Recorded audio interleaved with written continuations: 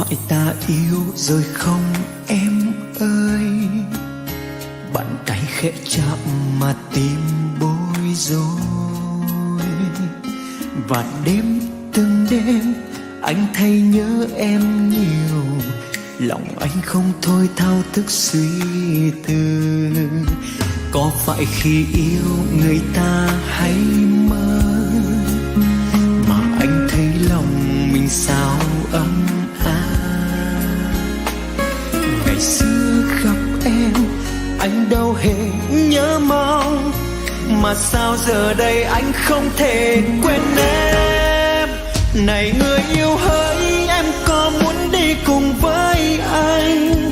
Đi đến nơi đâu sẽ chỉ có riêng hai đứa mình. Thật lòng này chẳng nghĩ yêu em đến như vậy, anh không thể nào xa em đâu người ơi. Và dù ra sao anh sẽ mãi yêu hình bóng em, và dù ra sao anh sẽ mãi yêu em suốt đời. Anh sẽ là người ở bên em lúc vui, cũng sẽ là người bên em lúc buồn.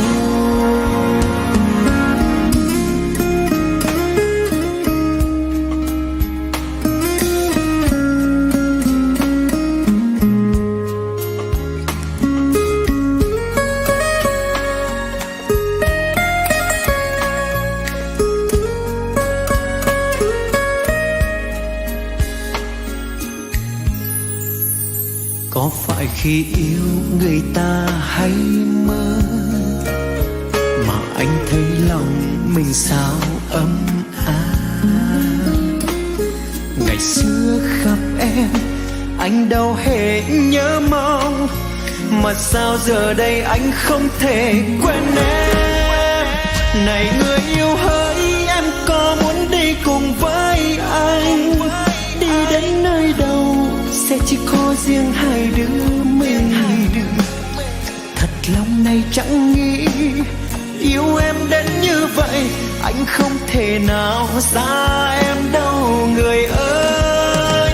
Và dù ra sao anh sẽ mãi yêu hình bóng em, và dù ra sao anh sẽ mãi yêu em suốt đời. Anh sẽ là người ở bên em lúc vui, cũng sẽ là người bên em lúc buồn. Này người yêu hỡi, em có muốn đi cùng với anh? Đi đến nơi đâu sẽ chỉ có riêng hai đứa mình. Thật lòng này chẳng nghĩ yêu em đến như vậy, anh không thể nào xa em đâu người ơi.